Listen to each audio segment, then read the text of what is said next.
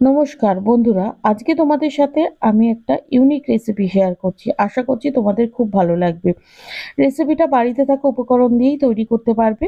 আর একদম নতুন, মানে যদি তোমরা বাড়িতে সন্ধেবেলা জলখাবার বা স্ন্যাক্স হিসাবে খাও, তাহলে সবার মন জয় করতে পারবে। তো রেসিপিটা শুরু করা যাক। আজকের রেসিপি হচ্ছে ক্রাঞ্চি রাইস বল। তার জন্য আমি ১ বাটি ভাত নিয়েছি। আচ্ছা, এই ভাতটা কিন্তু আমার দুপুরে রান্না করা ভাত। আমি এটা বাসি ভাত দিয়ে তৈরি করছি না। তোমরা বাসি ভাত দিয়েও তৈরি করতে পারো। তবে দুপুরে রান্না করা ভাত দিয়ে তৈরি করলে রেসিপিটা খুব ভালো হয়। এটাকে আমি মিক্সিতে ব্লেন্ড করে নিয়েছি। এটা কিন্তু জল দেবে না ব্লেন্ড করতে। আস্তে করে ব্লেন্ড করবে, এটা হয়ে যাবে। ১ চামচ দিলাম নুন আর ১ চামচ দিয়ে দিলাম লঙ্কার গুঁড়ো। ১ চামচ দিয়ে দিলাম গোলমরিচ গুঁড়ো, ১ চামচ জিরের গুঁড়ো, ১ চামচ ধনের গুঁড়ো। একটু কেশরী মেথি হাত দিয়ে একটু গুঁড়ো করে নিচ্ছি। আর ১ চামচ লেবুর রস। হাফ চামচ দিয়ে দিলাম রসুন পেস্ট। রসুনটা কিন্তু তোমরা অবশ্যই দেবে, এটা কিন্তু স্কিপ করবে না। রসুনটা দিলে এই রেসিপিটা খেতে খুব ভালো হয়। খুব ভালো করে মেখে নেবো মশলা দিয়ে, আর এই ভাতের যে ব্লেন্ড করে রেখেছিলাম সেটা দিয়ে খুব ভালো করে মেখে নেবো। আচ্ছা, তোমাদের যাদের মিক্সি নেই তারা কিন্তু শিলনোড়ায় এটাকে গুঁড়ো করে, মানে সরি গুঁড়ো না, মানে বেটে নিতে পারো। ঠিক আছে, আমার এটা ভালো করে মাখা হয়ে গেছে। এবারে এর মধ্যে দিয়ে দিলাম একটু চিনি। চিনিটা দিলাম ব্যালেন্সের জন্য। দিয়ে দিচ্ছি আমি সাদা তিল। আমি সাদা তিলটা কাঁচা দিইনি, একটু রোস্ট করে নিয়েছি শুকনো তাওয়ায়। আবারও এটা খুব ভালো করে মেখে নেব। তিলটা দিলে এই রেসিপিটা খেতে খুব সুন্দর হয়। আর যারা তিল পছন্দ করে না তারা তিলটা স্কিপ করে যাবে। খুব ভালো করে এটাকে মেখে নেব। এবারে দিয়ে দিলাম এখানে আমি কর্নফ্লাওয়ার, বা তোমরা অ্যারারুটও ব্যবহার করতে পারো। ২ চামচ দিলাম আমি এখানে কর্নফ্লাওয়ার। আর সেক্ষেত্রে ২ চামচ দিয়ে দিচ্ছি আমি এখানে ময়দা। আচ্ছা, আমি আরেকটা জিনিস করেছি, ময়দা আর কর্নফ্লাওয়ারটা সেম রেখেছি। দিয়ে এটাকে মেখেছি। তোমরা যদি মাখার সময় মনে করো যে তোমাদের ময়দার আরেকটু দরকার, সেটা তোমরা করতে পারো। কিংবা একটু মাখার পরে তোমরা যদি ফ্রিজে রেখে দাও, এটা কিন্তু একদম সেট হয়ে যাবে। বা যাদের ফ্রিজ নেই তারা কিন্তু একটু তেল দিয়ে মাখবে, তাহলেও এটা সুন্দরভাবে মাখা হয়ে যাবে। এবারে আমি হাতে একটু তেল মাখিয়ে নিলাম, নিয়ে এখান থেকে ছোট্ট ছোট্ট লেচি কেটে নিয়ে বলের আকারে করে নেব। লেচিটা করব আমরা ছোট্ট যে লুচি করি যে সাইজে, সেই সাইজের লেচি করবে। এটা খুব বড় করবে না। বড় করলে কিন্তু মানে টেস্টের কোনো হেরফের হয় না, কিন্তু দেখতে খুব একটা ভালো লাগে না। ছোট্ট ছোট্ট করে করবে, এটা দেখতে খুব সুন্দর হয়। ভীষণ কিউট দেখতে হয়, আর খেতেও ভীষণ সুন্দর। মানে বাড়ির সকলে একবার খাওয়ার পরে বলবে আর একবার তৈরি করতে। আর তৈরি করতে এমন কোনো ঝামেলাও নেই, আর বিশেষ কোনো উপকরণের প্রয়োজন নেই যে কিনে এনে তারপরে তোমাদের করতে হবে। বাড়িতে থাকা জিনিস দিয়ে তোমরা এগুলো করতে পারবে। রান্নাঘরেই আমাদের সাধারণত এইসব জিনিসগুলো থেকে থাকে। আমি সবকটা করে নিলাম, দেখো।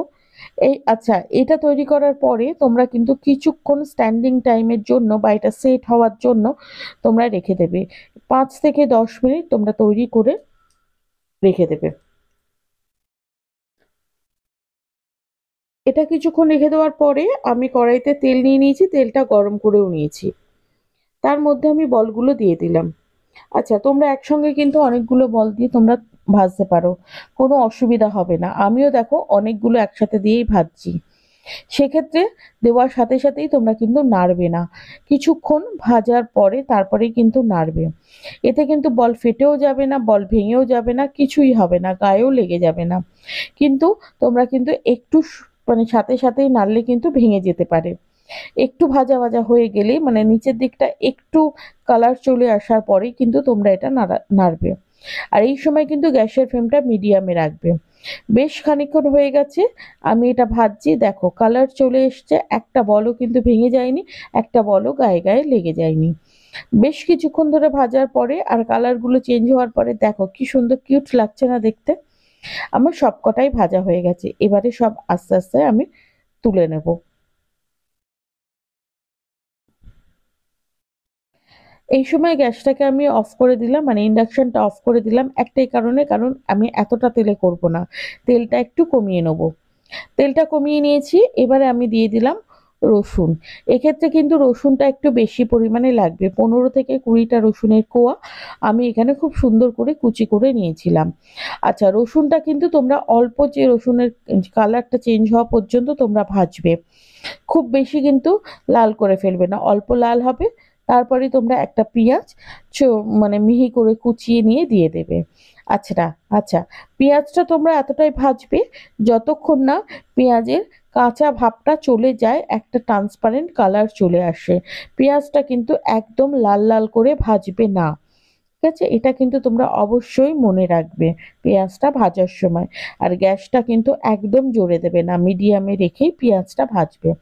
বেশ খানিকক্ষণ হয়ে গেছে, দেখো আমার পেঁয়াজের কালারটা কিন্তু চেঞ্জও হয়নি, অথচ পেঁয়াজটা সেদ্ধ হয়ে গেছে। এবারে এর ভেতরে আমি দিয়ে দিলাম টমেটো সস। আচ্ছা, এই সসটা আমি, আমার হাতের যেহেতু মাপ আছে সেহেতু আমি এমনিই ঢেলে দিলাম, কিন্তু এই সসটা আমি নিয়েছি 4 টেবিল চামচ। আর 1 টেবিল চামচ আমি নিয়ে নিলাম সোয়া সস, দিয়ে খুব ভালো করে আমি এটাকে একটু ফুটিয়ে নেব, যাতে সসের কাঁচা গন্ধটা চলে যায়।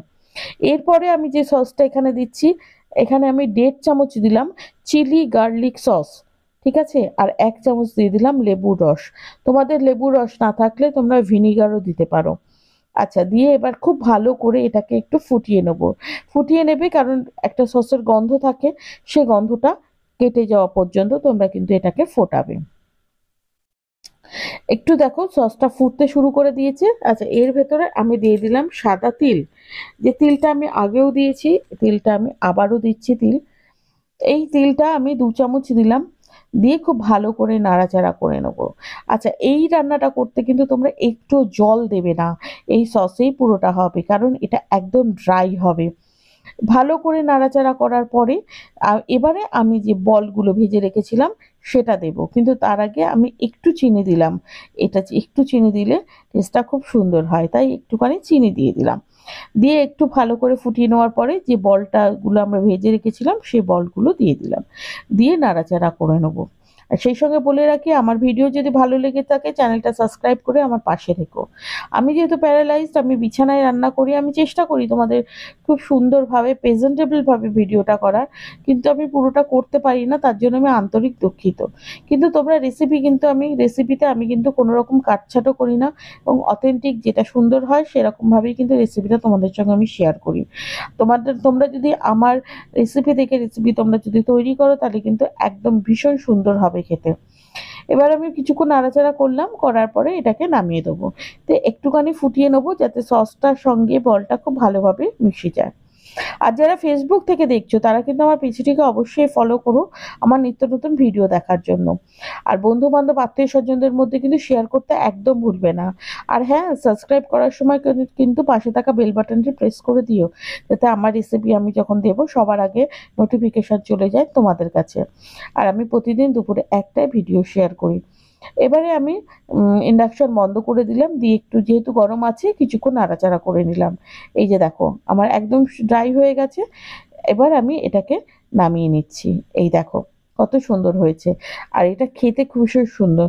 সন্ধেবেলা তোমরা যদি এটা খাও, বা কেউ বাড়িতে কেউ আত্মীয় স্বজন এলে হঠাৎ করে যদি কিছু হাতের কাছে না থাকে, এই রাইস বলটা বানিয়ে দিতে পারো। কেউ না, মানে কেউ যদি না জানে, বিশ্বাসই করতে পারবে না তোমরা এটা ভাত দিয়ে বানিয়েছো, এতটা সুন্দর এটা খেতে হয়, গ্যারেন্টি আমার। এই যে আমি এবার পরিবেশন করার জন্য একটা প্লেটের মধ্যে সব কটা বলগুলো দিয়ে দিলাম। তোমরা দেখেই বুঝতে পারছো যে এটা কতটা লোভনীয় হয়েছে, আর শুধু লোভনীয় না, ভীষণই টেস্টিও খেতে। আজকের মতো ভিডিওটা এই পর্যন্ত, দেখা হচ্ছে নেক্সট ভিডিওতে। ভালো থাকবে, সুস্থ থাকবে।